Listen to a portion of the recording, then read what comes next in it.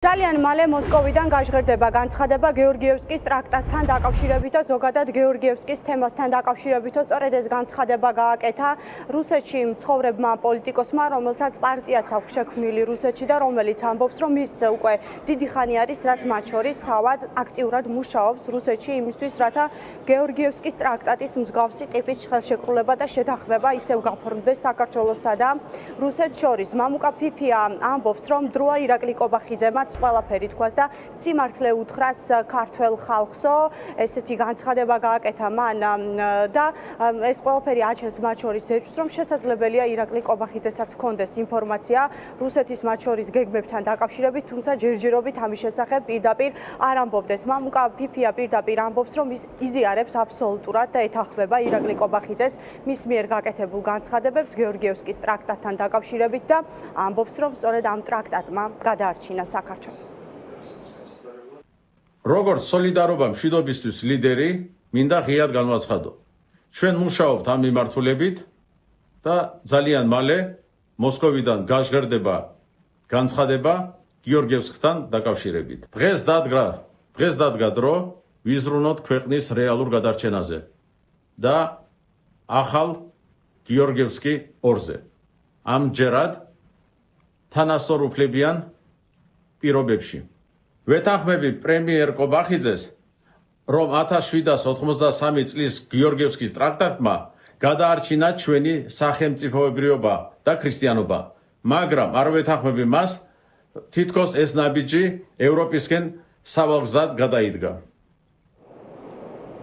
ისტორიკოსები კი აცხადებენ, რომ ეს არის ისტორიის დამახინჯების და გადაწერის მცდელობა, რასაც ახლა ქართული ოცნება აკეთებს. ისტორიკოსები ამბობენ, რომ მთელი ერთი საუკუნის განმავლობაში საქართველოს ისტორია არის საქართველოს ბრძოლა საკუთარი იდენტობის გადასარჩენად და ამ ერთი საუკუნის განმავლობაში ვის ებრძოდა საქართველო თუ არა რუსეთს. ისტორიკოსები პირდაპირ ამბობენ, რომ რუსეთს დღემდე აქვს საბჭოთა კავშირის აღდგენის ნოსტალგიები და ერთ-ერთი რუსული მთავარი მესიჯი არის ის, რომ რუსებმა თქვან, რომ ისინი არიან კარგები, რომ ისინი დაეხმარნენ საქართველოს და ახლა რუსულ მესიჯებს საქართველოში ირაკლი კობახიძე აჟღერებსო. გარდა ამისა, დღეს ირაკლი კობახიძე მისაუბრა იმასთან დაკავშირებით, რომ ერეკლე მეორის ცივილიზებული არჩევანის გამოხატულება იყო გეორგიევსკის ტრაქტატის ხელმოწერა. ისტორიკოსები ამბობენ, რომ ერეკლე მეორე სურდა ევროპული მომავალი ქვეყნისთვის და ამ ყველაფერს მათ შორის საბოტაჟს უკეთებდა რუსეთი.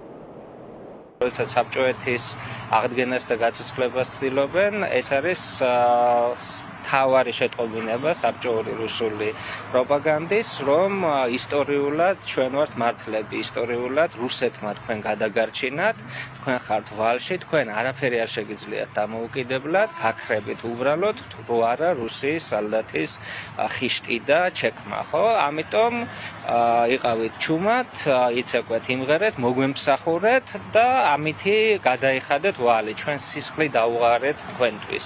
ერეკლეს როგორც მონარქიის იდეა ფიქსი რა იყო, რომ დაეცვა მისი სამეფო, ეპოვნა ძლიერი და ესეთი ერთიანი ღირებულებების მქონე დიდი სახელმწიფო როგორც პარტნიორი და ევროპისკენ იყო მისი თვალი მიმართული, დიდი მცდელობები ჰქონდა ევროპულ მონარქიებთან კავშირის და ამ პერიოდში რუსეთი თუ რამეს აკეთებდა რას, რომ მაქსიმალურად უშლიდა ხელს ერეკლეს საიდუმლო დიპლომატიურ მისიებს, რომ კავშირში გასულიყო ევროპულ სახელმწიფოებთან. ეს არის ცხადი მანიფესტაცია შეგნებული მოღალატის და საკუთარი ხალხის და ერის ისტორიის აბუჩათაგდება კი არა, პირდაპირ ზედ შეფურთხება.